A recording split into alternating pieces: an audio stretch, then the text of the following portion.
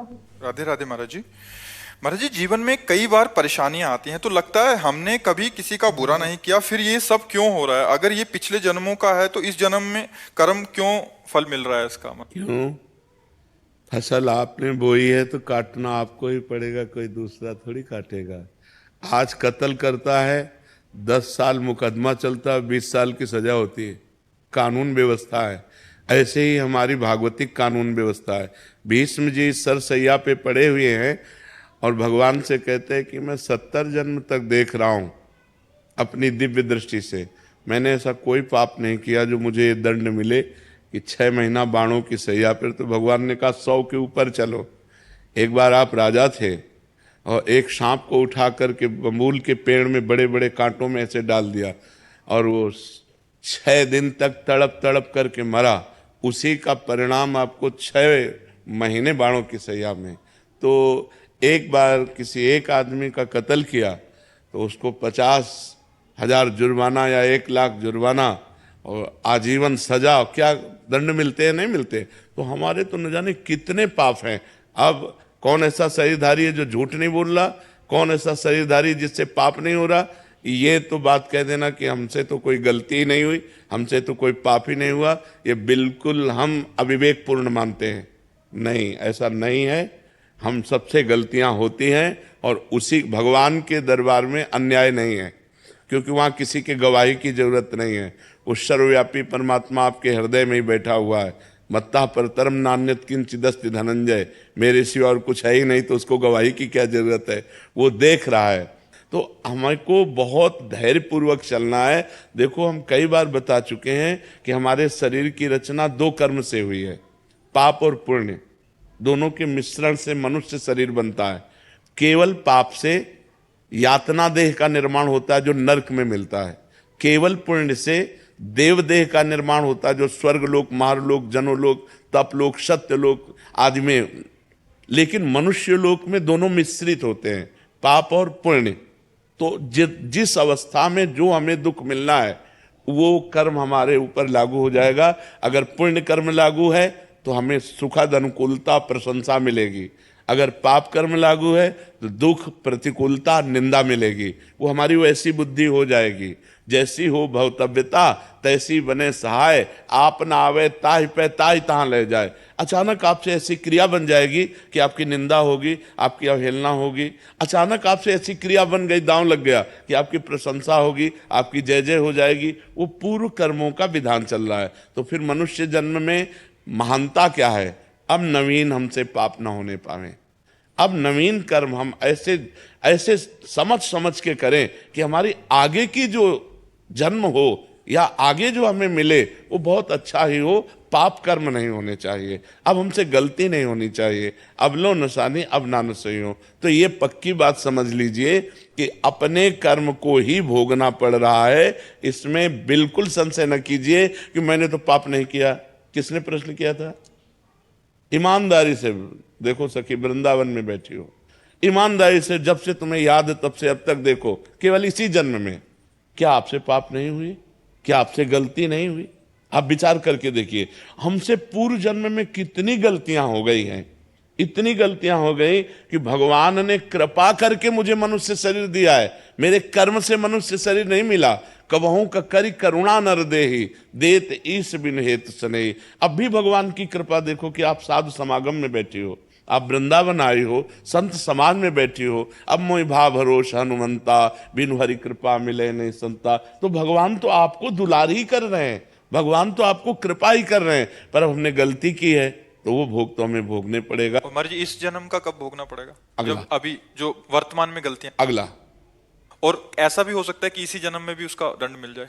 भयानक अपराध, भयानक अपराध, जैसे आप संत द्रोह कर दो, संत निंदा कर दो, किसी संत को मार पीट दो, फिर आपको भयंकर, आपको कष्ट। साधु अवज्ञा तुरंत भवानी, भक्तन निंदा अति बुरी भूल करे, जिनको के सुकृत बहुजन्म के छिन्न दायक को। तुरंत अकाल मृत्यु का विधान बन जाएगा, तुरंत अकाल मृत्यु का विधान बन जाएगा, तुरंत भयंकर कष्ट देने वाला योग लग जाएगा। महाराज जी, ये भागवतिक विधान है। भागवतिक विधान है।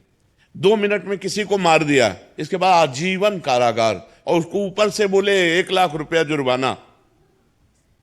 तो ये जो हम भोगने आते हैं मृत्यु लोक में, जुर्माना भोगने आते हैं, मूल सजा तो नरक में मिलती है, ये जुर्माना यहाँ होता है, उसको भोगना होता है। तो जो हमें भोगने को मिला उसे मिल, आगे हम कोई पाप कर्म नहीं करेंगे, आगे हम अच्छा भजन करेंगे तो हमें अच्छा मिलेगा। महाराज जी लोग कहते हैं नरक तो किसने देखा है?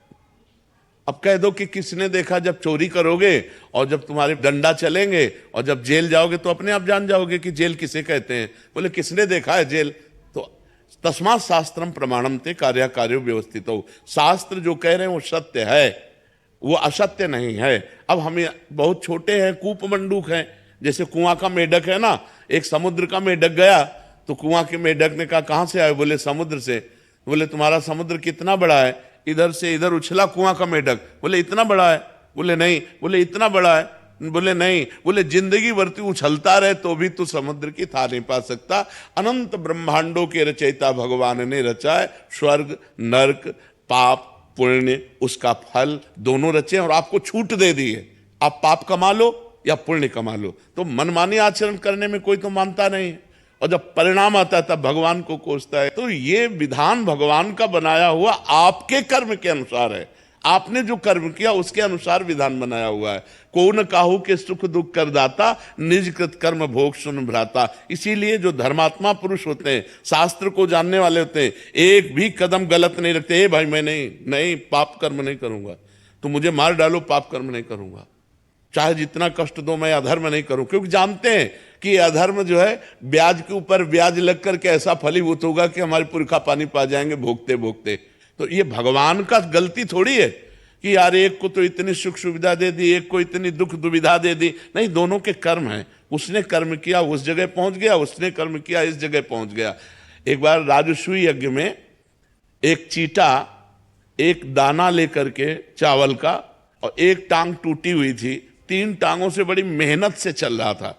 अर्जुन जी ने देखा, भगवान से कहा सर्वलोक महेश्वर श्री कृष्ण, क्या इस पर कभी कृपा नहीं होगी? ये बेचारा चीटा एक चावल के दाने को बड़ी मेहनत से ले जा रहा है। तो भगवान ने कहा तुम्हें पता नहीं मुझे पता है, ये 14 बार इंद्र बन चुका है। राजसूय यज्ञ का वो चीटा जो एक दाना चावल बड़ी मेहनत से ले जा रहा था, वो 14 बार इंद्र बन चुका है। महाराज नहुष इंद्र के पद में थे, और व्यभिचार प्रवृत्ति से इंद्राणी के साथ भाव गलत किया तो तुरंत जो है अजगर की योनि में आ गए। कर्म तुरंत देखो ना, बड़े बड़े अधिकारी को सस्पेंड कर दिया जाता है। आप अपने कर्म जहां उत्तम किए तो आप चढ़ते चले जाएंगे। बुद्धिमान वही है जो सुख दुख को भोग कर भजन करते हुए नया पाप न करे और अपने जन्म को भगवान में समर्पित कर दे। यहां का यश कितने मिनट का? जब तक तुम्हारा शरीर छूटा कौन पूछता है यार?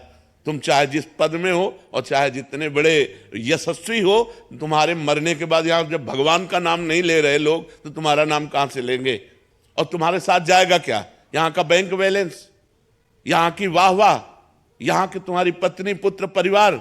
अरे जब देह नहीं जाएगा तो तुम्हारे साथ कुछ नहीं जाएगा। दुनिया में लाखों का मेला जुड़ा, हंसा जब जब उड़ा तो अकेला उड़ा। उसे अकेला भोगना पड़ता है, फिर नई योनियों में जाकर के दुर्गति भोगता है। इसलिए होश में रहो, जो पूर्व पाप का कर्म है उसे भोग लो हंसते हुए, आगे कोई पाप मत करो, नाम जप करो और अच्छे आचरण करते हुए विजय को प्राप्त हो। परमात्मा ने तुम्हें खेती दे दी और बीज दे दिया, अब बोते क्या हो ये तुम्हें देखना है। खेती दे दी भारत भूमि में मनुष्य शरीर, बीज दे दिया तुम्हारी बुद्धि। पाप कर्म बोते हो या पुण्य कर्म बोते हो? अब बम्बुल बोओगे, दाग छुआरा खाना चाहोगे तो बेकूफी होगी। गन्ना बोओगे तो गन्ना मिलेगा, बम्बुल बोओगे तो बम्बुल मिलेगा। अवश्य में भोक्तव्यम कृतम कर्म शुभाशुभम। यहाँ मनमानी आचरण करते हैं, इसके बाद भगवान को दोष देते हैं। नहीं भाई, बहुत संभल करके करो, फिर देखो आपको आनंद आता है कि नहीं।